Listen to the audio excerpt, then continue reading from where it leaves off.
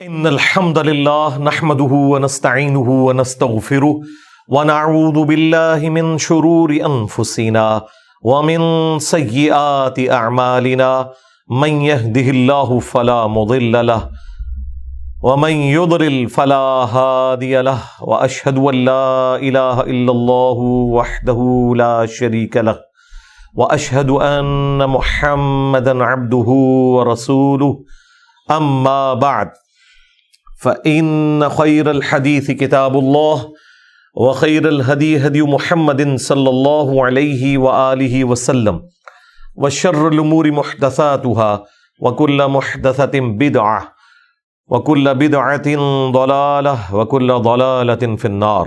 أعوذ بالله السميع العليم من الشيطان الرجيم من همزه ونفخه ونفثه. بسم الله الرحمن الرحيم. رب اشرح لي صدري ويسر لي امري واحلل عقدة من لساني يفقهوا قولي. بسم الله الرحمن الرحيم. ان الله وملائكته يصلون على النبي يا ايها الذين آمنوا صلوا عليه وسلموا تسليما. اللهم صل على محمد وعلى آل محمد كما صليت على إبراهيم وعلى آل إبراهيم إنك حميد مجيد. اللهم بارك على محمد وعلى آل محمد كما باركت على إبراهيم وعلى آل إبراهيم إنك حميد مجيد. اللهم ربنا آتنا في الدنيا حسنة وفي الآخرة حسنة وقنا عذاب النار. ربنا آتنا من لدنك رحمة وهيئ لنا من أمرنا رشدا. لا إله إلا أنت سبحانك إني كنت من الظالمين. حسبنا الله ونعم الوكيل. يا حي يا قيوم برحمتك أستغيث ولا حول ولا قوة إلا بالله العلي العظيم. آمین. الحمدللہ آج 6 اگست 2023 کو سنڈے کے دن ہماری یہ قرآن کلاس نمبر 156 کی اسٹوڈیو ریکارڈنگ ہونے جا رہی ہے. پچھلی دفعہ ہم نے سورہ ہود کی آیت نمبر 74 کے اوپر کنکلوڈ کیا تھا، جہاں پر سیدنا ابراہیم علیہ السلام کے پاس جو فرشتے انسانی شکل میں آئے تھے ان کی کیا گفتگو ہوئی وہ مکمل ہوئی تھی. ابھی اس گفتگو کا کچھ حصہ باقی ہے جو انشاءاللہ تعالی آج ہم ڈسکس کریں گے. گفتگو کنکلوڈ اس پہ ہوئی تھی کہ وہ انسانی شکل میں آئے تھے اور ابراہیم علیہ السلام کو یہ نہیں پتا تھا یہ فرشتے ہیں جو انسانی شکل میں آئے ہیں، اور اسی لیے وہ بھنا ہوا بچڑا لے آئے تھے ان کے لیے. جب انہوں نے وہ بچڑا کھانے سے انکار کیا تو ابراہیم علیہ السلام کو دل میں خوف محسوس ہوا کہ شاید یہ مجھے نقصان پہنچانے کی غرض سے آئے ہیں، کیونکہ اگلے زمانوں میں جو شخص کسی کا نمک نہیں کھایا کرتا تھا تو وہ اس کے ساتھ دشمنی کے لیے آیا ہوتا تھا، کیونکہ اتنی غیرت لوگوں میں تھی کہ اگر ہم نے کسی کا نمک کھایا ہے تو اسے نقصان نہیں پہنچانا. تو ابراہیم علیہ السلام نے اس سے یہ فورس ہی کیا کہ یہ مجھے نقصان پہنچانے آئے ہیں، لیکن پھر ان فرشتوں نے بتایا کہ ہم تو اللہ کے فرشتے ہیں، انسانی شکل میں آئے. تو اس سے علم الغیب کا عقیدہ بھی کلیئر ہو گیا کہ ابراہیم علیہ السلام کو اس وقت تک نہیں پتا چلا کہ یہ فرشتے ہیں. اور اسی میں ان فرشتوں نے پھر ابراہیم علیہ السلام کو اسحاق کی بشارت دی تھی، ان کے بیٹے کی، جو سیدہ سارہ سلام اللہ علیہا جو کہ بوڑھی ہو چکی تھی ان کے لیے ایک بڑی حیران کن چیز تھی. اور اس کے بعد ان کے پوتے یعقوب کی بشارت بھی ساتھ ہی سنا دی. بس جب یہ پوری گفتگو ہوئی اور تھوڑا سا ایک ماحول بنا تو حضرت ابراہیم علیہ السلام تھوڑے سٹیبل ہوئے کہ یہ فرشتے ہیں تو ظاہر ہے کسی کام سے آئے ہوں گے. تو پھر ان فرشتوں نے بتایا کہ ہم تو قوم لوط کو برباد کرنے کے لیے آئے ہیں، انہوں نے اللہ کی نافرمانی کی ہے. اب وہ ذکر آگے چلے گا. آیت نمبر 74 پہ ہم نے کنکلوڈ کیا تھا، لیکن اسی سے دوبارہ شروع کریں گے تاکہ اس کا ربط بن جائے. اعوذ باللہ من الشیطان الرجیم. بسم اللہ الرحمن الرحیم. فلما ذهب عن ابراہیم الروع، اور جب ابراہیم علیہ السلام سے خوف جاتا رہا، وجاءته البشرا، اور انہیں بیٹے کی خوشخبری مل گئی، یجادلنا فی قوم لوط، تو وہ قوم لوط کے بارے میں فرشتوں سے جھگڑا کرنے لگے۔ ان ابراہیم لحلیم اواہ منیب، بے شک ابراہیم بڑے ہی رحم دل تھے اور اللہ تعالی کی طرف رجوع لانے والے تھے ہر حال میں۔ یعنی ابراہیم علیہ السلام کی جو طبیعت کی نرمی تھی، اس کا یہ تقاضا تھا کہ برباد تو قوم لوط ہونے لگی ہے اللہ کی نافرمانیوں کے سبب، لیکن حضرت ابراہیم علیہ السلام کو ان پر ترس آیا، تو وہ فرشتوں سے جھگڑا کرنے لگے۔ بس اس جھگڑے کا ذکر اتنا ہی قرآن کے اندر آیا ہے۔ تورات میں اس کی تفصیل ملتی ہے کہ انہوں نے فرشتوں سے ڈسکشن شروع کی کہ مجھ سے وعدہ کرو کہ اگر 10 بندے بھی وہاں ایمان والے نکلے تو تم وہاں عذاب نہیں بھیجو گے۔ تو اپنی طرف سے تو سب سے چھوٹا پاسبل فگر بتایا ابراہیم علیہ السلام نے۔ فرشتوں نے کہا کہ جی 10 بندے بھی اگر وہاں ایمان والے ہوئے تو ہم عذاب نہیں بھیجیں گے۔ حالانکہ فرشتے کیا کمٹمنٹ کر سکتے تھے؟ فرشتوں کو تو جو اللہ نے ڈیوٹی دی ہوئی ہے وہ انہوں نے پوری کرنی ہے۔ ابراہیم علیہ السلام کا مشورہ انہوں نے کہاں سے ماننا تھا؟ بس وہ بھی حضرت ابراہیم علیہ السلام کے ساتھ دل لگی کر رہے تھے کہ ٹھیک ہے چلو سرکار تواڈے کہنے تھے ٹھیک ہے، حالانکہ پتہ ابراہیم علیہ السلام کو بھی تھا اور پتہ فرشتوں کو بھی تھا، صرف ان کی طبیعت کی نرمی تھی تو فرشتے انہیں انٹرٹین کر رہے تھے۔ پھر حضرت ابراہیم علیہ السلام کو خدشہ ہوا کہ لگتا ہے 10 بھی کوئی نہیں ہے، ایویں نہیں راضی ہوئے، تو انہوں نے کہا نہیں 10 نہیں 5، انہوں نے کہا سرکار ٹھیک ہے 5 بھی ہوئے نا۔ تو اب ابراہیم علیہ السلام تو یہ ایکسپیکٹ نہیں کر رہے تھے کہ 5 بھی نہیں نکلیں گے، تو وہ ٹوٹل 3 بندے تھے، ایک حضرت لوط علیہ السلام اور 2 ان کی بیٹیاں، بیوی بھی کافرہ۔ اب فرشتوں کو تو اللہ تعالیٰ نے یہ پلان کر کے سارا بھیجا ہوا تھا نا کہ ان 3 کو بچانا ہے، باقی سب کے سب رگڑے میں آ جائیں گے، تو اس لیے انہوں نے کمٹمنٹ کر لی کہ ٹھیک ہے جی، جس طرح یہاں پہ بھی لوگ جی آ جاؤ جی انجینئر صاحب ملاقات کرا دیں گے، او بھائی میں تو ویسی ملاقات کے لیے بیٹھا ہوتا ہوں، کسی کے ریفرنس سے تو نہیں وہ ملاقات کر رہا ہوتا، لیکن وہ لوگ اپنے طور پہ اپنے پرسنل تعلقات نبھا رہے ہوتے ہیں، حالانکہ یہاں جو بھی ہے اس سے ملاقات ہو جاتی ہے، ٹائم پہ انٹر ہو سنڈے والے دن۔ تو فرشتوں نے بھی کہا چلیں ابراہیم خلیل اللہ ہے، تھوڑی ان کے ساتھ لیک سریک، اللہ کے محبوب ترین بندے، اس کائنات کے اندر رسول اللہ کے بعد سب سے محبوب ترین پرسنالٹی ابراہیم علیہ السلام ہے۔ ہمارا خود دین ابراہیمی ہے اور خود ہمارے نبی علیہ السلام دین ابراہیمی کے اوپر ہے، تو انہوں نے کہا کہ ٹھیک ہے 5 بندے بھی ہوئے نا حضرت، ہمارا وعدہ تو آڈا منہ رکھ دیں چھوڑ دیں گے اس قوم کو۔ تو اللہ تعالیٰ نے اشارتاً یہاں پہ ذکر کیا، تورات میں یہ پورا واقعہ ملتا ہے اور وہ فٹ ان بیٹھتا ہے۔ تورات میں جو ڈیٹیلز قرآن کے واقعات کی آئی ہیں اور وہ اس سے ٹکراتی نہیں ہے تو ایکسپلینیشن کے طور پہ ہم اسے کوٹ کرتے ہیں، ہمارے پاس وہ ایک سورس ہے۔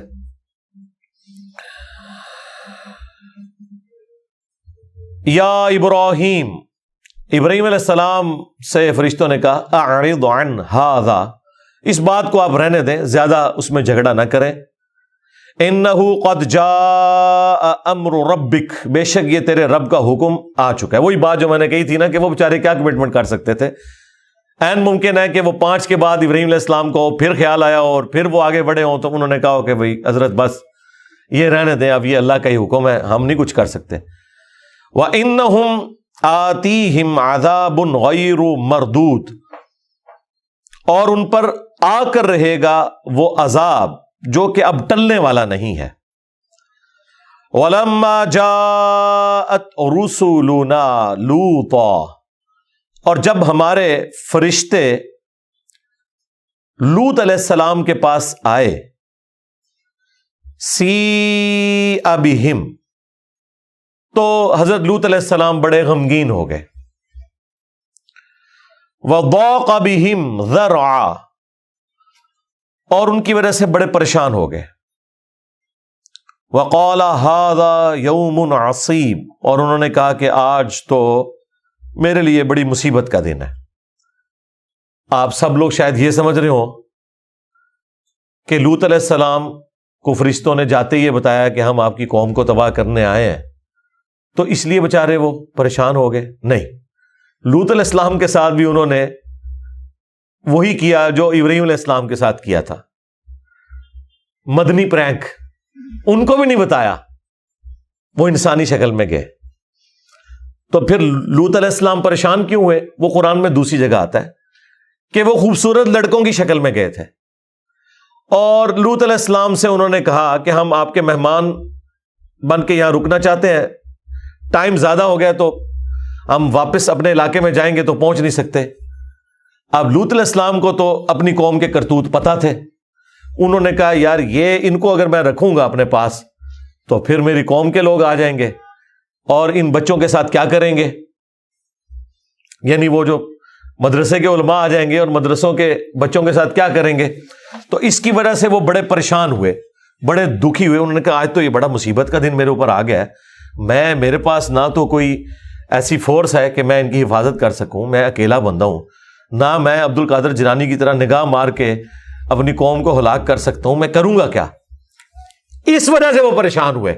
وہ آگے ذکر بھی آ جائے گا. پھر وہ یہاں تک کہیں گے کاش میرے پاس کوئی مضبوط قلعہ ہوتا، میں اپنے مہمان تو وہاں ٹھہرا لیتا کہ میری قوم کے لوگ ان مہمانوں تک نہ پہنچتے. بس وہ بیچارے پریشان ہیں. اب ان کو تو نہیں پتا یہ فرشتے ہیں جو انسانی شکل میں ہیں. اس زمانے میں تو علم غیب نہیں ہوتا تھا، آج بھی نہیں ہوتا، یعنی اس زمانے میں جھوٹے والا بھی نہیں ہوتا تھا جب تک کہ بتا نہ دیا جائے. بس وہی جس کا خطرہ تھا وہ ہو گیا. وَجَاءَهُ قَوْمُهُ، مہمانوں کی خبر جب قوم تک پہنچی تو وہ پہنچ گئے وہاں پہ. يُهْرَعُونَ إِلَيْهِ، دوڑے دوڑے آئے ان کے پاس قوم لوط کے لوگ. وَمِن قَبْلُ كَانُوا يَعْمَلُونَ السَّيِّئَاتِ، اور اس سے پہلے یہ برے کام کیا کرتے تھے. قَالَ يَا قَوْمِ، تو حضرت لوط علیہ السلام نے کہا ہے میری قوم، هَؤُلَاءِ بَنَاتِي هُنَّ أَطْهَرُ لَكُمْ، دیکھو یہ میری قوم کی بیٹیاں موجود ہیں، یہ تمہارے لیے ایک پاکیزگی کا رشتہ ہے، تم میاں بیوی کا ریلیشن شپ قائم کرو اور یہ والا جو معاملہ ہے اس کو جانے دو. فَاتَّقُوا اللَّهَ، خوف کھاؤ اللہ کا، ڈر جاؤ. وَلَا تُخْزُونِ فِي ضَيْفِي، اور میرے مہمانوں کے سامنے مجھے رسوا نہ کرو. اب آپ کو سمجھ آ گئی بات کی کہ وہ فٹ ان بیٹھ رہی ہے اسٹوری. بھائی اگر حضرت لوط علیہ السلام کو پتا ہوتا ہے یہ جو مہمان ہے یہ تو ان کو تباہ کرنے آئے ہیں، تو ان مہمانوں کے لیے اپنی قوم سے تو لجاجت کے ساتھ ریکویسٹ نہ کر رہے ہوتے کہ یار میرا خیال رکھو، یہ میرے مہمان ہیں، ان کے ساتھ ایسا نہ کرو. تو یہ بالکل جو دوسری جگہ پہ ذکر آیا تھا قرآن میں اور تفصیل کے ساتھ تورات میں، وہ فٹ ان بیٹھ رہے ہیں اس میں. الیس منکم رجل رشید، کیا تم میں کوئی بھی شریف انسان نہیں موجود جو میری بات کے اوپر دھیان دے، کوئی سمجھدار انسان نہیں ہے. قالوا، انہوں نے کہا لقد علمت ما لنا فی بناتک، تو انہوں نے کہا کہ لوط تمہیں خوب معلوم ہے کہ ہمیں تمہاری قوم کی بچیوں سے کوئی لینا دینا نہیں، من حق، کوئی اس میں ہم اس حوالے سے کوئی معاملہ نہیں چاہتے، ہمارا تو معاملہ کچھ اور ہے. وَإِنَّكَ لَتَعْلَمُ مَا نُرِيدُ، اور تم خوب جانتے ہو جو ہم چاہتے ہیں. قَالَ لَوْ أَنَّ لِي بِكُمْ قُوَّةٌ، تو پھر اس وقت افسوس سے لوط علیہ السلام نے کہا کاش میرے پاس کوئی ایسی طاقت، کوئی فورس ہوتی. او آوی الی رکن شدید، یا میں کسی مضبوط قلعے میں پناہ لیتا اور اپنے مہمانوں کو ان کے فتنے سے بچا لیتا. اب جب فرشتوں نے دیکھا کہ لوط علیہ السلام دلگیر ہو گئے اس وجہ سے، تو پھر انہوں نے ڈسکلوز کر دی اپنی آئیڈینٹی. قالوا یا لوط، انہوں نے کہا اے لوط، انا رسول ربک، بے شک ہم تو تیرے رب کے بھیجے ہوئے فرشتے رسول ہیں. لن یصلوا الیک، یہ آپ کو کوئی نقصان نہیں پہنچا سکتے. ہمیں کیا انہوں نے نقصان پہنچانا ہے؟ اب تو ان کا یہ فیصلہ ہو چکا ہے کہ ہماری وجہ سے یہ آپ کو بھی کچھ نہیں کہہ سکیں گے. فَأَسْرِ بِأَهْلِكَ، تو آپ نکل جائیں اپنے گھر والوں کو راتوں رات لے کر، بِقِطْعٍ مِّنَ اللَّيْلِ، رات کے کسی حصے میں، وَلَا يَلْتَفِتْ مِنْكُمْ أَحَدٌ، اور آپ نے کسی کے بارے میں بھی محبت کے ساتھ التفات نہیں کرنا کہ فلاں بندہ تو بیچارہ ویسے ہی ورگلایا گیا، وہ تو بڑا شریف آدمی تھا، بس ان کی ہتھے چڑھ گیا۔ اب آپ نے کسی کے لیے کوئی بھی التفات والا معاملہ نہیں کرنا۔ اب کوئی بھی تم میں سے مڑ کے نہیں دیکھے گا، الا امرأتک، ہاں آپ جب یہ اپنے ایمان والوں کو ساتھ لے کے جا رہے ہوں گے، اور ایمان والے کیا تھے؟ 2 بیٹیاں تھیں، تو آپ نے مڑ کے نہیں دیکھنا۔ ہاں صرف آپ کی ایک بیوی ہے، وہ آپ کے ساتھ جانے میں کامیاب نہیں ہوگی، وہ نکلی ضرور تھی لیکن اس نے پیچھے مڑ کے دیکھا، ہائے میری قوم، اس کے حصے کا پتھر بھی اسے لگا، وہ بھی مر گئی، چونکہ وہ بھی کافرہ تھی۔ یہ 2 پیغمبر ایسے ہیں، حضرت لوط علیہ السلام اور نوح علیہ السلام، جن کی بیویاں کافرہ تھی، قرآن میں ذکر ہوا۔ انہ مصیبھا ما اصابہم، بے شک وہ عذاب آپ کی اس بیوی کو بھی پہنچ کر رہے گا جو دوسروں کو آنے والا ہے۔ ان موعدہم الصبح، بے شک عذاب کا وعدہ جو ہے وہ بالکل صبح کے وقت ہوگا، یعنی سحری کے قریب۔ الیس الصبح بقریب، اور جو صبح کا وقت ہے وہ بالکل اب قریب آ چکا ہے، کوئی زیادہ دور نہیں ہے۔ یعنی یہ رات کے آخری پہر وہ نکلے تھے، جب پوری قوم جو ہے وہ سوئی ہوئی تھی خواب غفلت میں، اور آپ کو پتا ہے فجر سے 1 گھنٹہ پہلے تو وہ وقت ہوتا ہے کہ جو مریض پوری رات کھانستے رہتے ہیں ان کو بھی اس وقت نیند آ جاتی ہے، وہ ایک ٹائم ہی ایسا ہوتا ہے۔ تو جب پوری غفلت کا ٹائم ہوگا نا، اس وقت ان کے اوپر آئے گا عذاب۔ اب ان کی قوم کو تو نہیں پتا تھا کہ کیا فیصلہ ہو چکا ہے، آپ نے بہرحال اپنی بیٹیوں کو لے کے نکلنا ہے، تو لوط علیہ السلام اپنی بیوی کو بھی لے کے نکلے، لیکن اس کی قسمت میں چونکہ عذاب لکھا تھا، وہ کافرہ تھی، وہ اپنی قوم کے ساتھ تھی۔ اس نے جب چیخو پکار کی آواز سنی، جب پتھروں کی بارش ہوئی اور پیچھے مڑ کے دیکھا تو اس کے حصے کا پتھر بھی اسے لگا۔ یہ قرآن میں آگے چل کے آئے گا کہ ہر بندے کے حصے کا پتھر تھا جو اللہ تعالیٰ نے ڈیفائن کیا تھا کہ یہ اس کے حصے کا پتھر ہے جو اسے جا کے لگنا ہے۔ ویسے پریکٹیکلی اس کی ایک ریزن ہوئی، وہاں پہ ایک بہت بڑا آتش فشاں پھٹا، اس میں سے پتھر نکلے، اور ظاہر ہے کہ اللہ تعالیٰ نے ڈیسائیڈ کیا، کوئی ظاہری سبب تو بن جاتا ہے اس حوالے سے۔ ہوائی جھکڑ کا چلنا اور اس کی وجہ سے قوم ہود کا ہلاک ہونا وہ ایک ظاہری سبب تھا، لیکن وہ اللہ کی مرضی سے سارے معاملات ہو رہے ہوتے ہیں۔ فَلَمَّا جَاءَ أَمْرُنَا، تو بس جب ہمارا حکم میں عذاب آ پہنچا، جعلنا عالیہا سافلہا، تو ہم نے جو اس بستی کی بلندی تھی اسے پستی کی طرف کر دی، یعنی پوری کی پوری بستی الٹ دی۔ جعلنا عالیہا سافلہا، اوپر والا حصہ نیچے، نیچے والا اوپر۔ وامطرنا علیہا حجارۃ من سجیل منضود، اور ہم نے آسمان سے ان پر برسائے پتھر، اوپر سے پتھر برسائے آگ میں پکے ہوئے، پے در پے، وہی آتش فشاں کے جو شعلے تھے وہ ان کے اوپر ہر بندے کے حصے کا جو پتھر ہے اسے لگا۔ مصومۃ عند ربک، اور وہ نشان زدہ تھے آپ کے رب کی جانب سے۔ یہ وہ جملہ آ گیا جو میں کہہ رہا تھا نا، ہر پتھر کے کوآرڈینیٹس ڈیفائن تھے کہ یہ پتھر فلاں شخص کے نام کا ہے، یہ فلاں شخص کے نام کا ہے، اسی کو جا کے لگنا تھا۔ وما ہی من الظالمین ببعید، اور لوط کی بستی ان اہل مکہ جو کہ ظالم ہے ان سے کچھ دور نہیں ہے، یعنی ان کی تباہی کے اثرات اہل مکہ بھی اپنے سفر کے دوران دیکھ لیا کرتے تھے جب وہ تجارت کے لیے شام کا سفر اختیار کیا کرتے تھے۔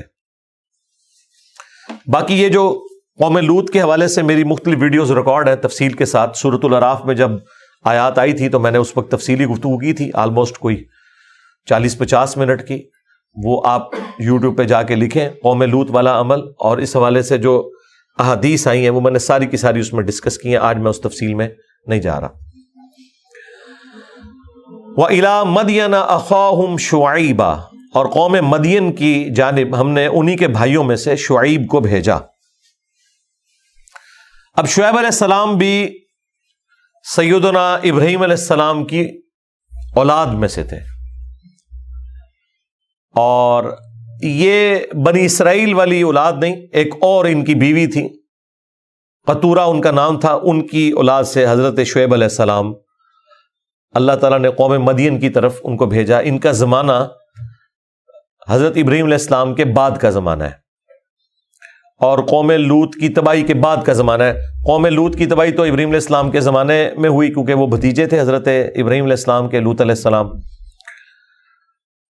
یہاں پر قوم شعیب کا ذکر کافی تفصیل کے ساتھ آیا کہ ان کے اندر کیا خرابیاں موجود تھیں، جس کی وجہ سے اللہ تعالیٰ نے وقت کے پیغمبر کو ان کے لیے منجی اور ہادی بنا کر بھیجا، لیکن سوائے چند لوگوں کے میجورٹی نے ان کا انکار کیا، اور پھر ایک زوردار چیخ آئی جس کی وجہ سے اللہ تعالیٰ نے قوم شعیب کو برباد کر دیا۔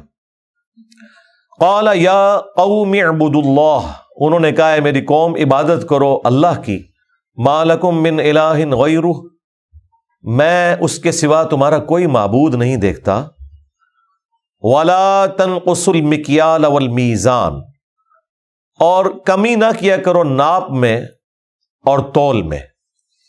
دیکھیں ہمیشہ سے دنیا میں دو ہی انسٹرومنٹ ہیں کسی چیز کو ماپنے کے لیے، یا چیزیں ماپی جاتی ہیں یا تولی جاتی ہیں۔ کپڑا ماپ کے دیا جاتا ہے، ویسے تولواں کپڑا بھی ملتا ہے فیصل آباد میں جو ریجیکٹڈ قسم کا ہے، لیکن عموماً کپڑا ماپا جاتا ہے میٹرز کے اندر، گزوں کے اندر، کہ اتنی لمبائی ہے اس کی۔ اس زمانے میں بھی ان کے اپنے ایک میئرمنٹ کے انسٹرومنٹس ہوا کرتے تھے، یا تو چیز ماپ کے دی جاتی ہے یا تول کر۔ آج کے زمانے میں بھی آپ دیکھ لیں دودھ جو ہے وہ تولا نہیں جاتا، یہ غلط العام ہے، ہم کہتے ہیں 1 کلو دودھ دے دو، وہ 1 کلو دودھ نہیں ہوتا بلکہ وہ 1 لیٹر دودھ ہوتا ہے، اور اگر آپ اس کا وزن کریں گے تو وہ 1 کلو سے تھوڑا سا زیادہ ہی ہوگا، کیونکہ دودھ گاڑھا ہوتا ہے بنسبت پانی کے، اگر وہ خالص دودھ ہے تو۔ ہاں بال نہ خالص بھی ہو پھر بھی پانی سے تھوڑا زیادہ ہی اس کا وزن ہوگا۔ تو 1 لیٹر پانی اور 1 کلو گرام پانی یہ برابر ہوتے ہیں۔ جو میئرمنٹ کے لیے انہوں نے بینچ مارک کیا وہ پانی کو کیا ہوا ہے، 1 کلو جو پانی ہے وہ جتنی جگہ گھیرتا ہے وہ 1 لیٹر کہلاتی ہے۔ اب پانی کو بنیاد بنا کے اسپیسیفک گریوٹیز چیزوں کی رکھی ہوئی ہیں، سونے کی 19.3 ہے، یعنی وہ پانی سے 19 گنا زیادہ وزنی ہے۔ تو پانی اور دودھ یہ آلموسٹ قریب قریب ہے، کیونکہ دودھ 90% پانی ہوتا ہے۔ تو یا چیزیں ماپی جاتی ہیں تولی جاتی ہیں، تو دودھ بھی آپ کو ماپ کے دیا جاتا ہے۔ تولنے والی چیزیں چینی آپ تول کے لیتے ہیں کلو گرامز کے اندر، فروٹ وغیرہ اکثر تول کے ملتا ہے، چند ایک فروٹس ہیں جو درجن کی تعداد میں ہے، تو وہ جو درجن بھی ہوتے ہیں وہ بھی ماپے جا رہے ہوتے ہیں، اگر آپ غور سے دیکھیں تو وہ ماپے جا رہے ہوتے ہیں اس حوالے سے کہ اس کی آپ گنتی کو گن رہے ہوتے ہیں۔ تو یہ 2 کام وہ کرتے تھے کہ ناپ اور تول میں کمی کیا کرتے تھے۔ تو انہوں نے کہا کہ مت کمی کرو ناپ اور تول میں، اور دیکھیں آپ کی قوم تو ایسا کوئی کام نہیں کرتی، امت محمدیہ صلی اللہ علیہ وآلہ وسلم، بھئی سارے کام جو الگ الگ امتوں میں خرابیاں تھیں نا وہ ساری جمع کر کے ادھر آئی ہوئی ہیں۔ آپ کو یہ بتایا جا رہا ہے کہ اس امت کی فضیلت باقی امتوں کے اوپر ہے، یہ نہیں بتا رہے کہ وہ ساری خرابیاں بھی جمع ہو کے اسی امت میں آئی ہوئی ہیں۔ اور جو فضیلت تھی وہ یہ نہیں تھی کہ صرف رسول اللہ کے ساتھ نسبت تھی صلی اللہ علیہ وآلہ وسلم، فضیلت یہ تھی کہ ختم نبوت کی برکت سے نبیوں والا کام شفٹ ہوا تھا، وہ کوئی بھی نہیں کر رہا، اور جو اگلی امتیں تھیں جو برائیاں کرتی تھی نا وہ ساری انہوں نے مستعار لی ہوئی ہیں۔ وہ ساری برائیاں جو الگ الگ کسی قوم کے اندر تھی وہ جمع ہو کے اس قوم کے اندر اس امت میں آ چکی ہیں. تو مت کبھی کرو ناپ اور تول میں. انی اراکم بخیر، میں دیکھتا ہوں کہ تم بڑے خوشحال ہو. وانی اخاف علیکم عذاب یوم محیط، جبکہ میں ہر وقت ڈرتا رہتا ہوں اس بات سے کہ عذاب نہ آ جائے تم پر ایسا کہ جو اس دن تمہیں گھیر لے گا. یہ بڑی کانٹے کی بات ہے. عقل نہ ہوئے تھے موجے ہی موجہ. آپ دیکھیں حضرت شیخ الاسلام کیا کہہ رہے ہیں، میں تمہیں بڑا خوشحال دیکھ رہا ہوں، بڑے خوش پھر رہے ہو، اور مجھے فکر لگی ہوئی ہے کہ منڈے جاؤ گے تسی. یہاں پہ بھی جو آپ کو یہ بڑے خوش نظر آ رہے ہیں نا، اور لوگ بھی بڑی مثالیں دیتے ہیں. اللہ کا بڑا شکر ہے، نماز ایک نہیں پڑھنی، ماں باپ کے ساتھ حسن سلوک نہیں کرنا، بیوی بچوں کے ساتھ کتے بنے ہوئے ہیں، باہر لوگوں کو ملتے ہیں اور ہر وقت ہاسبک نظر آتے ہیں وہ، اور لوگ کہتے ہیں جناب بڑے ہی خوشحال ہیں جی، پیسہ بھی ہے، سب کچھ ہے. تو وہ دنیاوی طور پہ تو ٹھیک ہے، اللہ کے حضور پھینٹی لگنے والی ہے. تو یہ جو بظاہر خوشحالی آپ کو کسی کی نظر آ رہی ہے، یا کوئی شخص اپنے آپ کو خوشحال سمجھ رہا ہے، تو وہ اپنا انالیسس کرے کہ وہ خدا کے معاملے میں بھی کیا سیریس ہے کہ نہیں. اگر وہاں سیریس ہے تو پھر ٹھیک ہے، پھر کوئی مسئلہ نہیں ہے. لیکن زیادہ تر ایسا نہیں ہے. آپ کو یہ سارے خوش لوگ نظر آ رہے ہیں بظاہر، لیکن انہوں نے اپنی آخرت کے عذاب کے اسباب کیے ہوئے ہیں، الا ماشاء اللہ. تو عقل نہ ہوئے تھے موجہ ہی موجہ جو ان کی قوم کر رہی تھی، اور شعیب علیہ السلام کو عقل تھی. تو انہوں نے کہا وَإِنِّي أَخَافُ عَلَيْكُمْ عَذَابَ يَوْمٍ مُحِيطٍ، جبکہ مجھے تو خوف لگا ہوا ہے کہ تم پر عذاب آ جائے گا اس دن جو کہ گھیر لے گا تمہیں. وَيَا قَوْمِ أَوْفُوا الْمِكْيَالَ وَالْمِيزَانَ بِالْقِسْطِ، اور اے میری قوم پورا کر کے ناپ اور تول دیا کرو انصاف کے ساتھ. وَلَا تَبْخَسُوا النَّاسَ أَشْيَاءَهُمْ، اور لوگوں کو چیزیں گھٹا کر نہ دیا کرو. پیسے پورے لیتے ہو تو چیز پوری دو. یہاں پہ بھی ہم اکثر یہ فروٹ بیچنے والوں سے بھی کہتے ہیں کہ بھائی آپ کو اگر 200 روپے کلو آم وارے میں نہیں ہے تو آپ 300 روپے کلو ریٹ کر دو. لیکن 200 کا ریٹ لگا کر کلو میں بھی 1 یا 2 آم تم خراب ڈال دو تو ہمیں وہ تو 300 کے ہی پڑ گئے نا، کیونکہ وہ تو خراب ہو گئے، تو پورا کلو تو نہیں نکلا. تو بہتر ہے کہ بھائی تم 300 لے لو، لیکن ایک ایک دانہ ہمیں چھانٹ کے دو. قیمت اپنی مرضی کی لگاؤ، اور پھر جو تم طے کرتے ہو نا پھر اس اعتبار سے دو. کیونکہ اگر کوئی شخص مارکیٹ سے چیز لینے گیا فروٹ، تو وہ اس لیے تو نہیں گیا کہ وہ ان سے یہ کہہ رہا ہے کہ بھائی میں نے 1 کلو آم لینے ہیں جس میں سے پاؤ خراب ہوں اور 3 پاؤ صحیح والے، اور ایک پاؤ خراب دے دینا، اس کا میں ملک شیک بنا لوں گا. تو وہ جو خراب والے آم کا جو آپ نے ملک شیک بنانا ہے وہ تو بھائی 200 روپے کلو نہیں ہوگا، وہ تو پھر 100 روپے کلو بکے گا، سستا بکے گا، اور وہ الگ سے شیک بنانے والے لے جاتے ہیں دکانداروں سے. تو پھر وہ والا ریٹ لگاؤ نا. جب تم ریٹ لگا رہے ہو صحیح آم کا اور اس میں بھی داغی ڈال دیتے ہو تو یہ تو زیادتی والی بات ہے. تو انصاف کے ساتھ تولو اور لوگوں کو چیزیں گھٹا کر نہ دو. ایک طریقہ یہ بھی ہے کہ آپ چیز تو صحیح دے رہے ہیں لیکن آپ نے اپنا ماپنے یا تولنے کا انسٹرومنٹ خراب رکھا ہوا ہے. جس طرح کہ اکثر جو پیٹرول پمپ ہے، آپ اگر 1 لیٹر پیمانے کے اندر ان سے 1 لیٹر پیٹرول لیں تو وہ 1 لیٹر پورا نہیں ہوتا، کیونکہ اس طرح کا تو تجربہ ہم نے نہیں کیا ہوتا. آپ کر کے دیکھ لیں. اگر کوئی اس طرح کی چیکنگ والا بندہ آ جائے تو پھر انہوں نے 1 پمپ ایسا رکھا ہوتا ہے جس میں وہ پوری والی تول ہوتی ہے جو اکثر بند پڑا ہوتا ہے. کہتے ہیں تسی اتھوں جا کے پروا لو، جس سے کوئی اور نہیں مرواتا. وہ اس لیے کہ انہیں پتا ہوتا ہے. آپ تجربہ کر کے دیکھ لیں. آپ پورا لیٹر والا انسٹرومنٹ لیں جس کے اوپر نشان بنا، اور آپ پیٹرول پمپ والے سے کہیں کہ یہ میں لیٹر کا انسٹرومنٹ لے کے آؤں، اس میں ذرا مجھے 1 لیٹر ڈال کے دو. اول تو اتنی بات کرنے سے آپ کو وہ آگے سے جس طریقے سے ڈیل کرے گا آپ کو پتا چل جائے گا. اور اگر وہ دینے میں کامیاب ہو گیا تو وہ آپ کو اس پیٹرول پمپ کہ اس والے سٹینڈ سے نہیں دے رہا ہوگا جہاں سے وہ باقیوں کو دے رہا ہے. اس کے لیے انہوں نے اگر 5 لگائے ہوئے یونٹ تو وہ 1 یونٹ آپ کو بند پڑا ہوگا، کہ اتھو جا کے پروا لو. اگر اسے یہ ہوا کہ یہ کوئی چیکنگ کے لیے آئے ہیں یا کوئی گورنمنٹ کی طرف سے ادارے کے لوگ ہیں، یہ کام یہ کرتے ہیں. تو کم کر کے دینا یہ بھی بےایمانی ہے، اور پیسے پورے لے کر خراب چیز دینا یہ بھی بےایمانی ہے. دیکھیں یہ لوگ تو کم دیتے تھے نا، ہماری قوم تو ایک ہاتھ آگے بڑھ چکی ہے کہ کام کیا دینا ہے؟ خراب دینا ہے. وَلَا تَعْثَوْا فِي الْأَرْضِ مُفْسِدِينَ، اور زمین میں فساد نہ مچاؤ. بقیت اللہ خیر لکم، جو تھوڑی بہت بچت ہو جائے گی وہ تمہارے لیے بہتر ہوگی اللہ تعالیٰ کی طرف سے. ان کنتم مؤمنین، اگر تم واقعی ایمان والے ہو، ایماندار ہو. وما انا علیکم بحفیظ، اور دیکھو میں تمہارے اوپر کوئی نگہبان نہیں ہوں. مراد یہ کہ میرا کام صرف تمہیں بتانا ہے، بتانے کے بعد تمہارے ساتھ کیا معاملہ ہوتا ہے، تم عمل کرو گے تو بچ جاؤ گے، نہیں عمل کرو گے تو اس کے بعد میں کوئی ذمہ دار نہیں ہوں تمہارا. قالوا یا شعیب، انہوں نے کہا اے شعیب. اب وہی مینٹیلٹی جو آج کل بھی ہے لوگوں کی. اصلاتک تأمرک ان نترک ما یعبد آباؤنا، کیا تیری نماز تجھے یہی سکھاتی ہے کہ ہم چھوڑ دیں ان ہستیوں کی عبادت جو کہ ہمارے آباء و اجداد کیا کرتے تھے؟ اچھا بات دیکھیں ان سے یہ ہو رہی ہے کہ یار ناپ تول میں کمی نہ کرو اور بس ٹور پہنے. یہاں بھی آپ لوگوں کو بتائیں نا کہ ایک اللہ سے دعا مانگو، اللہ ہی حاجت روا ہے، مشکل کشا ہے. یہ 2-4 منٹ بات کرنا کہتے ہیں تسی ولیاں نہیں مانتے، وہ بس ٹور پہن دینے. بھائی بات اللہ کی ہو رہی ہے، جا رہے اور پاسے ہو. اور پھر دیکھیں جذباتی رویے کہ ہمارے آباء و اجداد جو کرتے تھے تو اس کے خلاف، اور تیری نماز نے تجھے یہی سکھایا ہے. ادھر بھی لوگ یہ کہتے ہیں نا اے دینداری ہے تیری، داڑھی رکھ کے تو جڑا ہے ان ساڑھے وڈے غلط ہو گئے نا. سیم وہی چیز تو پیغمبروں کے ساتھ بھی.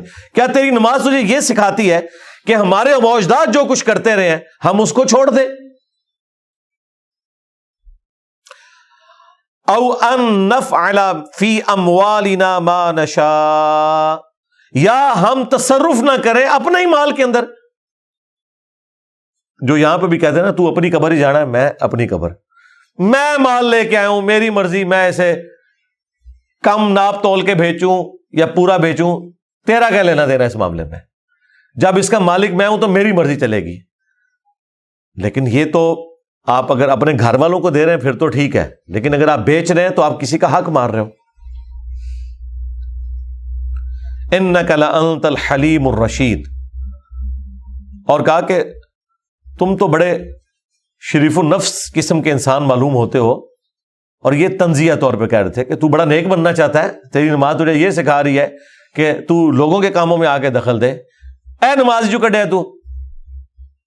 قال یا قوم، تو شعیب علیہ السلام نے کہا اے میری قوم، ارائیتم ان کنت علی بینہ، بھلا بتاؤ تو کہ اگر میں روشن دلیل پر ہوں اپنے رب کی طرف سے، من ربی، اپنے رب کی طرف سے، ورزقنی منہ، اور اس نے مجھے رزق دیا ہے، عقل دی ہے، ہدایت دی ہے، ورزقنی منہ رزقا حسنا، عمدہ روزی اپنی طرف سے دی ہے، حلال کی چاہے تھوڑی ہو. وما اريد ان اخالفکم الی ما انہاکم عنہ، اور میں یہ بھی نہیں چاہتا کہ جن کاموں سے میں تمہیں منع کرتا ہوں وہی کام میں خود کرنے شروع کر دوں. ان اريد الا الاصلاح، میں تو صرف تمہاری اصلاح چاہتا ہوں، مستطعت، جتنا مجھ سے ہو سکے. وما توفیقی الا باللہ، اور توفیق تو نہیں ہے مگر اللہ کی طرف سے. میں زبردستی ہدایت تمہیں گھوٹ کے تو نہیں پلا سکتا. علیہ توکلت و الیہ انیب، اور میں نے اسی پر توکل کیا اور اسی کی طرف میں رجوع لاتا ہوں. وَيَا قَوْمْ، اور اے میری قوم، لَا يَجْرِمَنَّكُمْ شِقَاقِي، دیکھنا میری دشمنی تمہیں اس بات پر نہ ابھار دے. اگر مجھ سے کوئی چڑ ہو گئی ہے نا تو میری ذاتی دشمنی کی وجہ سے اپنا بیڑا غرق تو نہ کرو. اَن يُصِيبَكُمْ مِثْلُ مَا أَصَابَ قَوْمَ نُوحٍ، دیکھنا میری دشمنی تمہیں اس پہ نہ ابھارے کہ تم وہی مصیبت دیکھو کہ جو پہلے قوم نوح نے دیکھی، او قوم ہود، یا ان کی نسل میں سے ہود علیہ السلام کی قوم نے، او قوم صالح، یا ان کی نسل میں سے آگے قوم صالح نے. وما قوم لوط منکم ببعید، اور قوم لوط کا حشر تو تم سے کوئی زیادہ دور نہیں، تمہارے قریب ہی ہے، اور زیادہ عرصہ بھی نہیں گزرا. کیونکہ نوح علیہ السلام، ہود علیہ السلام اور صالح علیہ السلام تو پری ابراہیمک ہیں، اور لوط علیہ السلام تو ابراہیم علیہ السلام کے زمانے کے. اچھا اب دیکھیں اس میں وہی پوائنٹ کی بات یہ ایک یونیورسل ٹروتھ ہے کہ جو آپ کی غلطیاں ہائی لائٹ کرتا ہے نا، کچھ عرصے بعد وہ صحیح بات بھی کرے نا تو آپ کو وہ بات بھی غلط لگنا شروع ہو جاتی ہے، کیونکہ اس شخصیت سے نفرت ہو جاتی ہے۔ منافقین کے ساتھ بھی یہی ہوا تھا نا، نبی علیہ السلام سے ذاتی ضد اور عناد ان کو ہو گیا تھا، کیونکہ وہ حق قبول نہیں کرنا چاہتے تھے اور پھر بار بار وہ باتیں سننا پڑتی تھی تو کہتے تھے ہماری چھیڑ بنا لی، جس طرح مجھے بھی لوگ کہتے ہیں کہ جی آپ نے ہماری چھیڑ بنا لی ہے، بابت شاہی کوئی نہیں، ٹھیک ہے۔ تو آپ ان کو کسی اور انداز میں بھی کوئی بھی ایسی بات کریں جو ان کے مطلب کی نہیں ہے تو پھر اس شخص سے نفرت ہونا شروع ہو جاتی ہے۔ یہاں پہ بھی دیکھیں شعیب علیہ السلام کہہ رہے ہیں کہ دیکھو میری دشمنی تمہیں اس بات پہ نہ ابھارے کہ تم اپنا بیڑا غرق کر بیٹھو، یہ تمہارے بھلے کے لیے میں کر رہا ہوں جو تمہیں سمجھاتا ہوں۔ ہم بھی اپنے اسٹوڈنٹ سے یہ کہتے ہیں کہ اگر کسی کو ہماری شکل سے چڑ ہے نا، آپ کو کس نے کہا کہ ہماری ویڈیو اسے شیئر کروائیں، آپ اسے آیت اور حدیث شیئر کروائیں، تو آپ دیکھیں گے کہ جو ضد پہ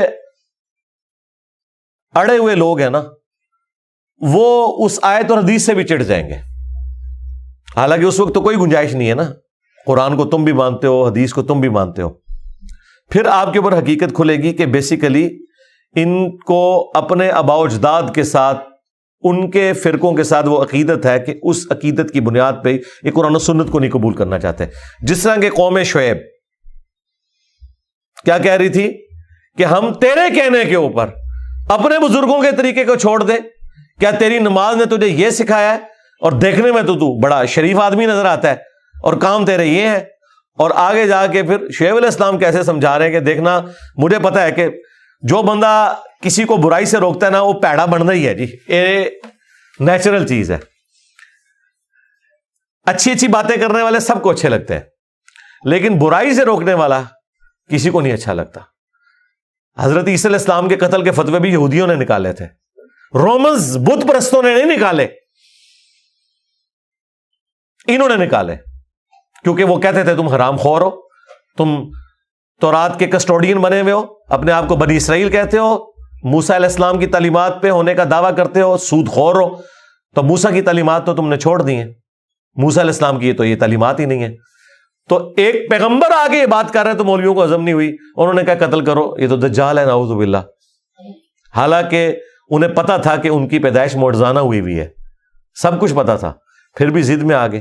یہاں پہ بھی آپ دیکھ لیں شعیب علیہ السلام نے کہا میری دشمنی کے پیچھے ایسا نہ کرنا، وَاسْتَغْفِرُوا رَبَّكُمْ، اور استغفار کرو اپنے رب کی طرف، ثُمَّ تُوبُوا إِلَيْهِ، پھر اسی کی طرف رجوع لاؤ، إِنَّ رَبِّي رَحِيمٌ ودود، بے شک میرا رب رحمت والا ہے اور محبت پیدا کرنے والا ہے، محبت ڈال دینے والا ہے۔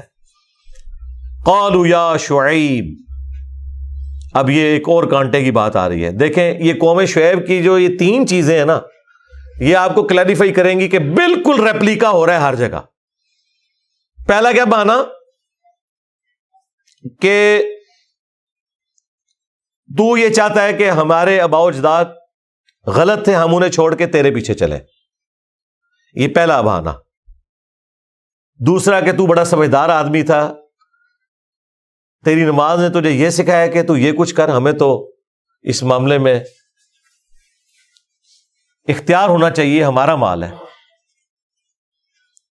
تیسری چیز کہ شعیب علیہ السلام کہہ رہے ہیں کہ دیکھو تمہیں مجھ سے چڑ ہو گئی ہے، اس کے پیچھے اپنا بیڑا غرق نہ کرو۔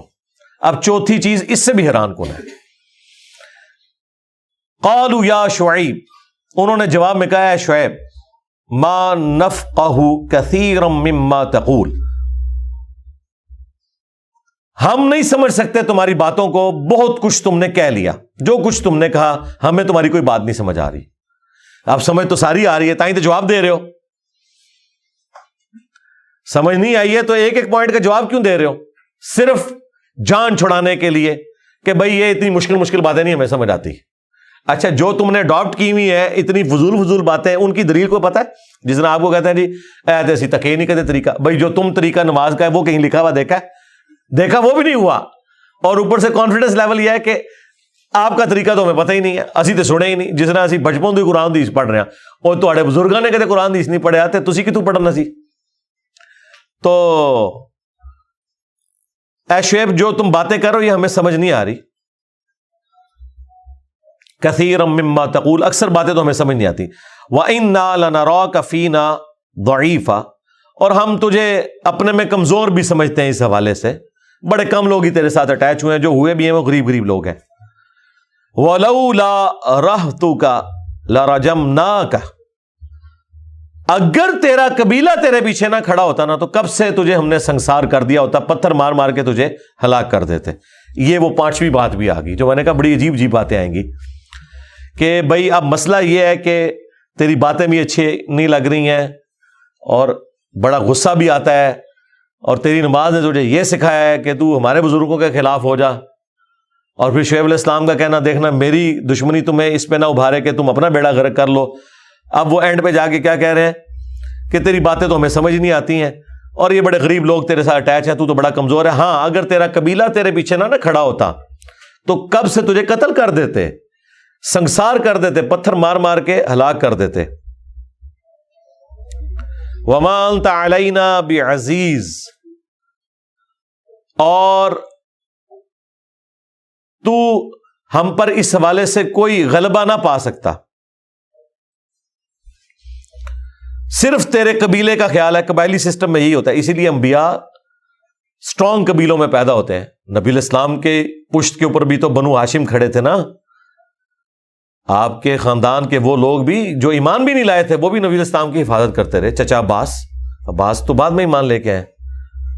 تو شیب ابی طالب کے اندر 3 سال تک ظاہر ہے وہ پورے قبیلے کے ساتھ بائیکاٹ اسی لیے کیا کہ وہ قبیلہ نبی علیہ السلام کا بنو ہاشم آپ کی پشت پہ کھڑا تھا. اچھا ایک اور جگہ آئے گا کہ انہوں نے یہ بھی کہا کہ تجھ سے ہمیں بڑی امیدیں تھیں کہ تو بڑا ہو کے ہماری قوم کا نام روشن کرے گا، لیکن تو کچھ اور نکلا. یعنی ظاہر ہے وہ ہوتے تو تیز ترار لوگ ہیں نا، مطلب جو بھی ڈومیننٹ لوگ ہوتے ہیں، عقل مند ہوتے ہیں. انہوں نے کہا کہ ہم تو تجھے بڑی تیرے پہ امیدیں تھی کہ تو نے کل کو قوم کا نام روشن کرنا ہے، تو ساڑھے فرقے سے بیڑا غرق کر دیتا ہے تو. یہ وہ والی بات. قال یا قوم، تو حضرت شعیب علیہ السلام نے بڑا پیارا جواب دیا. انہوں نے کہا ہے میری قوم، ارہتی اعز علیکم من اللہ، کیا میرا قبیلہ زیادہ معزز ہو گیا اللہ سے بھی؟ یعنی اللہ سے تم نہیں ڈر رہے، تم اس چیز سے ڈر رہے ہو کہ میرے قبیلے کے لوگ میری پشت پہ کھڑے ہوئے ہیں، اس کی وجہ سے مجھے نقصان نہیں پہنچا رہے. تو اگر میری قوم کا قبیلہ جو میری پشت پہ کھڑا ہے ان کا تمہیں خوف ہے، تو اللہ جو تمہیں برباد کر سکتا ہے اس کا خوف نہیں ہے تمہیں. وَاتَّخَذْتُمُوهُ وَرَاءَكُمْ ظِهْرِيًّا، اور تم نے اللہ کے احکامات کو تو پس پش ڈال دیا ہے. اِنَّ رَبِّي بِمَا تَعْمَلُونَ مُحِيطٌ، بے شک میرا رب تمہارے جو عمل ہیں انہیں اپنے علم سے گھیرے ہوئے ہے، اسے خوب پتہ ہے.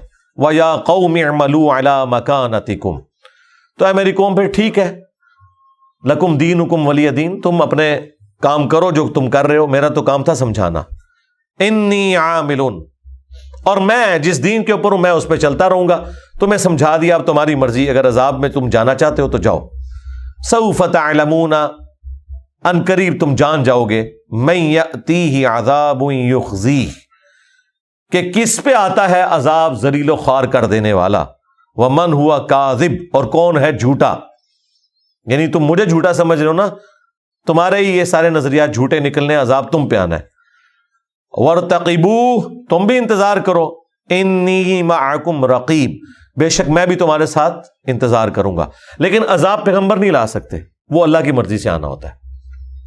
یا اللہ لا سکتا ہے یا بابے لا سکتے ہیں، انورٹڈ کاما میں نگاہیں مار کے. ان کا نہیں، وہ اللہ کا فیصلہ ہے، جب بھی بھیجے گا. میرے پہ نبی علیہ السلام کے بارے میں قرآن میں کئی جگہ ہے کہ نبی ان سے فرماؤ اگر میرے اوپر ہوتا کب سے تمہارا کام تمام ہو چکا ہوتا. یہ اللہ کا فیصلہ ہے کہ عذاب کب آئے گا. وَلَمَّا جَاءَ أَمْرُنَا، اور جب آ پہنچا ہمارا حکم عذاب، نَجَّيْنَا شُعَيْبًا وَالَّذِينَ آمَنُوا مَعَهُ، تو ہم نے نجات دے دی شعیب علیہ السلام کو اور جو ان کے ساتھ تھے، ان کی قوم کے ایمان لانے والے لوگ، برحمت منا، اپنے پاس سے رحمت کے ساتھ. وَأَخَذَتِ الَّذِينَ ظَلَمُوا الصَّيْحَةُ اور پکڑ لیا ان ظالموں کو جو نافرمان تھے ایک چنگھاڑ نے، خوفناک کڑک نے، فَأَصْبَحُوا فِي دِيَارِهِمْ جَاثِمِينَ تو وہ صبح کے وقت اپنے گھروں میں گھٹنوں کے بل گرے پڑے تھے۔ کوئی کدھر تھا نا، بس اتنی زوردار چیخ آئی کہ اس کی وجہ سے ان کے اوپر موت واقع ہو۔ یہ ہو سکتا ہے، یعنی اگر بہت بلند آواز سے ہو، اس کی وجہ سے شاک ویوز کی وجہ سے ڈیتھ ہو جاتی ہیں، بلڈنگز گر جاتی ہیں۔ كَأَن لَّمْ يَغْنَوْا فِيهَا اور اس طرح گھٹنوں کے بل ان کی لاشیں پڑی ہوئی تھی جیسا کہ وہ دنیا میں کبھی ہے ہی نہیں۔ أَلَا بُعْدًا لِمَدْيَنَ آگاہ ہو جاؤ، ہلاکت ہے مدین کے رہنے والے لوگوں کے لیے، کما بعیدت ثمود جس طرح کے ہلاک ہوئے تھے قوم سمود والے، صالح علیہ السلام کی قوم، اس طرح یہ بھی تباہ و برباد ہو گئے۔ یہاں پہ قوم شعیب کا ذکر مکمل ہوا۔ میں نے آپ کو سورہ ہود کے تعارف میں بتایا تھا کہ اس میں انبیاء کرام کے جو حالات و واقعات ہیں نا تفصیل کے ساتھ آئیں گے۔ دو ہی صورتیں ہیں، سورۃ الاعراف اور سورہ ہود۔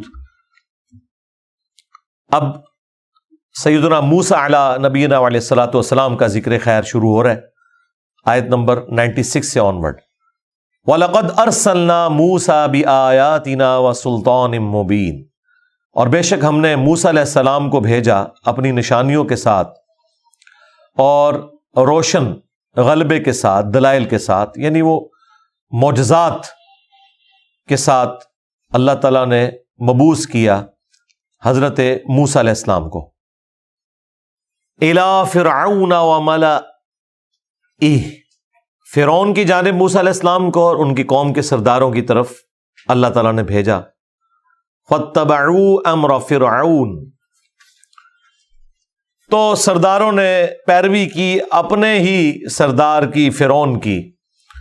وَمَا أَمْرُ فِرْعَوْنَ بِرَشِيدٍ جبکہ فرعون کے جو اعمال تھے، اس کا جو حکم تھا جس کی انہوں نے پیروی کی، وہ کوئی اچھے نہیں تھے۔ یقدم قومہ یوم القیامہ وہ اپنی قوم کے آگے آگے ہوگا، قیامت کے دن لیڈ کر رہا ہوگا جہنم میں لے جانے کے لیے۔ فَأَوْرَدَهُمُ النَّارَ اور انہیں لے جائے گا جہنم کی آگ میں۔ ظاہر ہے لیڈر تو برائی میں بھی لیڈر ہوتے ہیں، جس طرح اچھائی کے لیڈر ہوتے ہیں، وہ لیڈر خود بھی مرتے ہیں اور اپنے ساتھیوں کو بھی مرواتے ہیں۔ وَبِئْسَ الْوِرْدُ الْمَوْرُودُ اور بہت ہی بری داخل ہونے کی جگہ ہے جہنم۔ وَالْعِيَاذُ بِاللَّهِ تَعَالَى اللہم اجرنا من النار۔ وَأُتْبِعُوا فِي هَذِهِ لَعْنَةً اور ان پہ بھیجی جا رہی ہے لعنت اس دنیا کے اندر۔ وَيَوْمَ الْقِيَامَةِ اور قیامت کے دن کی ابھی لعنت باقی ہے، آج تک لعنت ہے۔ دیکھ لیں ہم جب بھی ذکر کرتے ہیں تو برائی کے ساتھ ہی کرتے ہیں، تو دنیا کی زندگی میں بھی لعنت پڑی، دنیا کی زندگی کا عذاب بھی آیا، فرعونی ڈبو دیے گئے سمندر کے اندر، اور ابھی آخرت کا جو بڑا عذاب ہے، وہ بڑی لعنت، وہ ابھی باقی ہے۔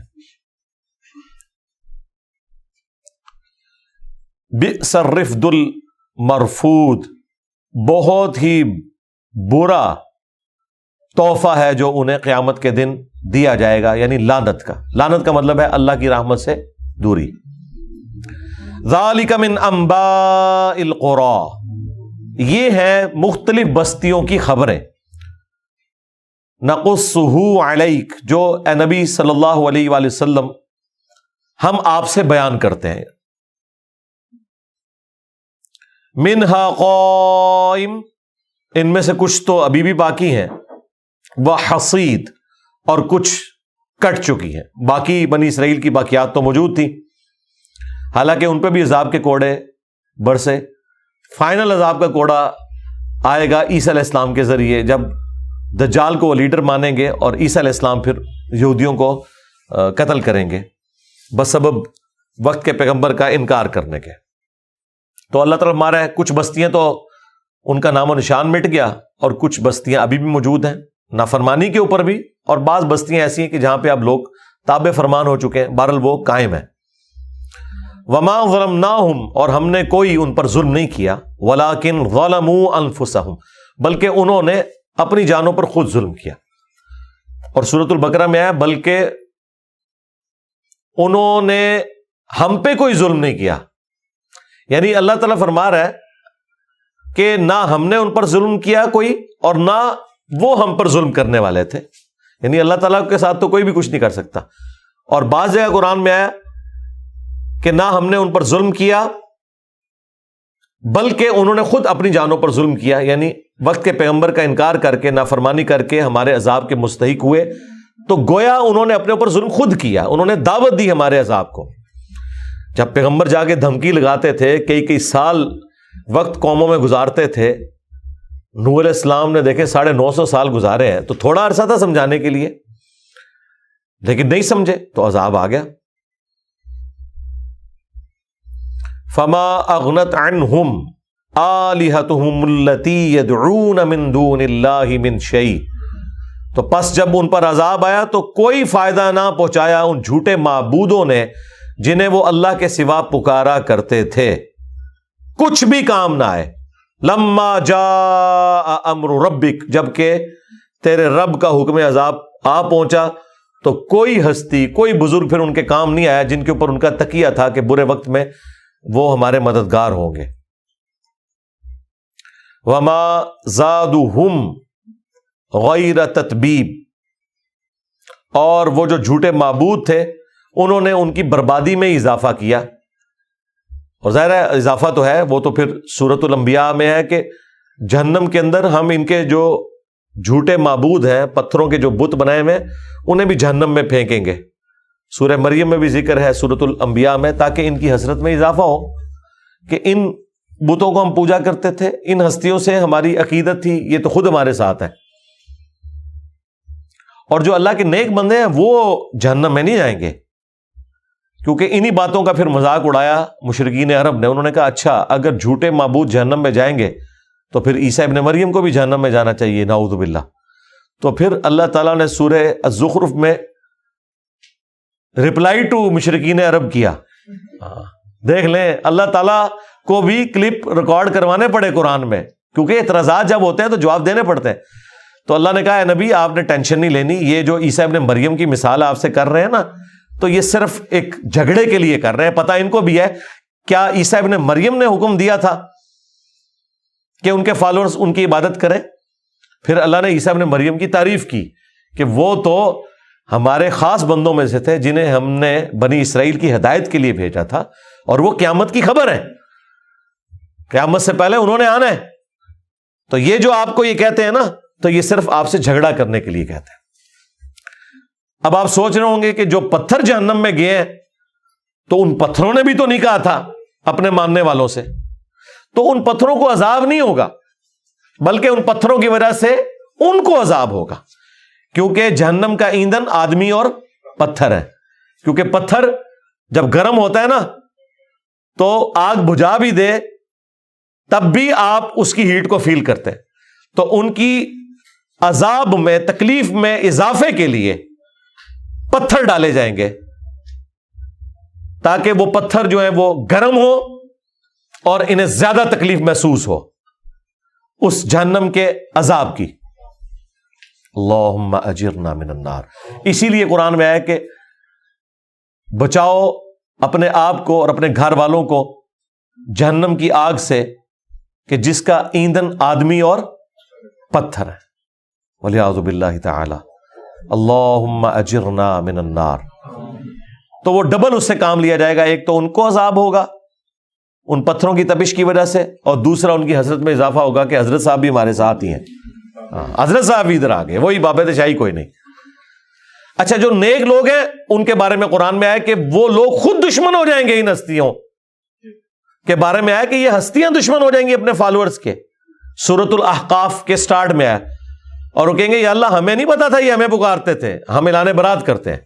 پھر سورۃ المائدہ کے اینڈ میں تو عیسیٰ ابن مریم کا ذکر ہے, وہ اعلان برات کر دیں گے اپنے ماننے والوں سے کہ ہم نے کوئی ایسی دعوت کا کام ایسا نہیں کیا تھا, کوئی ان کو دعوت نہیں دی تھی کہ آپ نے میرے بعد مجھے پوجنا ہے. تو خود عیسیٰ ابن مریم دشمن ہو جائیں گے. یہ میں اس لیے کہہ رہا ہوں کہ ہم ان بزرگوں کا بابوں کا احترام کرتے ہیں جنہوں نے توحید کی دعوت دی, ان کی کوئی بے احترامی نہیں کرتے. لیکن جب ان کے نام کے اوپر شرک کھڑا کیا جائے گا تو شرک کی مذمت کریں گے. اور پھر ہم یہاں تک بھی پھر جائیں گے کہ جن ہستیوں کے بارے میں تمہارا یہ عقیدہ ہے نا وہ تمہارے نفع نقصان کے مالک نہیں ہیں. عیسیٰ ابن مریم سے بڑا کون ہو سکتا ہے؟ اولو العزم 5 پیغمبروں میں آتے ہیں وہ، محمد رسول اللہ، ابراہیم خلیل اللہ، موسیٰ کلیم اللہ، عیسیٰ روح اللہ اور نوح نجی اللہ. لیکن اللہ تعالیٰ فرما رہا ہے اگر اللہ ارادہ کرے عیسیٰ کو، ان کی ماں کو اور جتنے زمین میں سب کو ہلاک کر دے، اللہ کا کیا کوئی بگاڑ لے گا؟ پھر اللہ تعالیٰ فرماتا ہے، یہ سورۃ المائدہ کی آیت نمبر 17 تھی، 75 نمبر آیت میں اللہ تعالیٰ فرماتا ہے عیسیٰ اور ان کی ماں روٹی کھانے کے محتاج تھے، نہ وہ تمہارے نقصان کے مالک ہیں نہ نفع کے مالک ہیں. اندازہ کریں اگر عیسیٰ اور ان کی ماں کسی کے نفع نقصان کے مالک نہیں تو بابد شاہی کوئی نہیں. تو اس لیول پہ پھر اترنا پڑتا ہے. لوگ کہتے ہیں نا جناب یہ باتیں کہاں سے آ جاتی ہیں؟ باتیں آتی ہیں جب آپ غلط عقیدے وابستہ کریں گے ان ہستیوں کے ساتھ، پھر ہم ان کا سٹیٹس بتائیں گے کہ بھائی عیسیٰ ان کی ماں روٹی کھانے کے محتاج تھے. جو روٹی کھانے کا محتاج ہو وہ معبود نہیں ہو سکتا، وہ خالق ہی ہے کہ جسے روٹی کی رزق کی حاجت نہیں ہے، اور جو بھی رزق کھاتا ہے وہ مخلوق ہے اور تمہارے نفع نقصان کا مالک نہیں ہو سکتا. تو اللہ تعالیٰ فرما رہا ہے کہ ان بزرگوں نے ان کی تباہی میں اضافہ ہی کیا.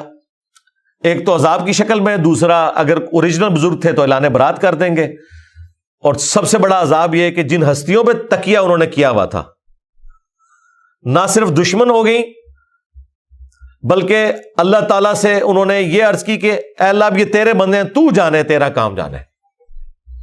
اور اگر وہ ہستیاں خود ٹھیک نہیں تھیں تو وہ خود بزرگان دین ساتھ ہی ہوں گے انشاءاللہ تعالیٰ جہنم میں. جو سورۃ الاعراف میں آیا کہ جب بھی کوئی قوم جہنم میں داخل کی جائے گی تو اپنے بزرگوں پہ لعنت بھیجے گی اور کہے گی اے اللہ ہمارے بزرگوں کو دگنا عذاب دے جن کی وجہ سے ہم جہنم میں پہنچ گئے. تو اللہ تعالیٰ فرمائے گا تمہارے لیے بھی دگنا ہے اور تمہارے بزرگوں کے لیے بھی دگنا ہے. تمہارے لیے اس لیے دگنا ہے کہ تم بھی آنے والوں کے بزرگ، منی بزرگ تو تم بھی بنے ہوئے تھے نا. ہاں اسی لیے آپ دیکھتے ہیں کہ یہ اپنے بزرگوں کا نام بڑے احترام سے لیتے ہیں، اتنی اتنی لمبی دمیں لگاتے ہیں، ٹھیک ہے، تاکہ ہمارے بعد ہمارے ماننے والے بھی وہ دمیں لگائیں. آپ یہ باپا جانی کے ماننے والوں کو دیکھیں، وہ جب ان کا نام لیتے ہیں تو کتنے القابات لگاتے ہیں، پھر جس کتاب سے وہ ریفرنس دے رہے ہوتے ہیں وہ ان کی لکھی ہوئی ہے، اس کتاب کے ساتھ بھی کئی القابات ہوتے ہیں، اور اینڈ پہ بولتے ہیں فرمان مصطفیٰ نقل کرتے ہیں. نبی علیہ السلام کے ساتھ فرمان مصطفیٰ، بعض اوقات القابات بھی لگا دیتے ہیں، لیکن بعض اوقات وہاں 1-1 1.5 2 گز کی دمیں ہوتی ہیں اگر آپ لکھنا شروع کریں، اور اینڈ پہ جا کے نبی صلی اللہ علیہ وآلہ وسلم کا ذکر ایک چھوٹے سے انداز میں ہو جاتا ہے. تو یہ ان کے اپنے بزرگوں کے ساتھ عقیدے وابستہ ہوتے ہیں. وَكَذَلِكَ أَخْذُ رَبِّكَ إِذَا أَخَذَ الْقُرَىٰ، اور یوں ہی گرفت ہوتی ہے تمہارے رب کی جب وہ پکڑتا ہے کسی بستیوں میں سے بستیوں کو، وَهِيَ ظَالِمَةٌ، اور وہ ظالم ہوتی ہیں. إِنَّ أَخْذَهُ عَلِيمٌ شَدِيدٌ، بے شک اللہ کی جو پکڑ ہے اس کی پکڑ بڑی دردناک ہے اور بڑی سخت ہے. اسی کے اوپر کنکلوڈ کرتے ہیں انشاءاللہ، یہیں سے سلسلہ اگلی کلاس کے اندر شروع کریں گے. سبحانک اللہم و بحمدک، اشہد ان لا الہ الا انت، استغفرک و اتوب الیک. اللہ تعالیٰ سے دعا ہے جو حق بات میں نے کہی اللہ تعالیٰ ہمارے دلوں میں راسخ فرمائے. اگر جذبات میں میرے منہ سے کوئی غلط بات نکل گئی تو اللہ تعالیٰ ہمارے دلوں سے دھو دے، ہمیں معاف بھی فرما دے. سبحانک اللہم و بحمدک، اشہد ان لا الہ الا انت، استغفرک و اتوب الیک. وما علینا الا البلاغ المبین. جزاکم اللہ خیر.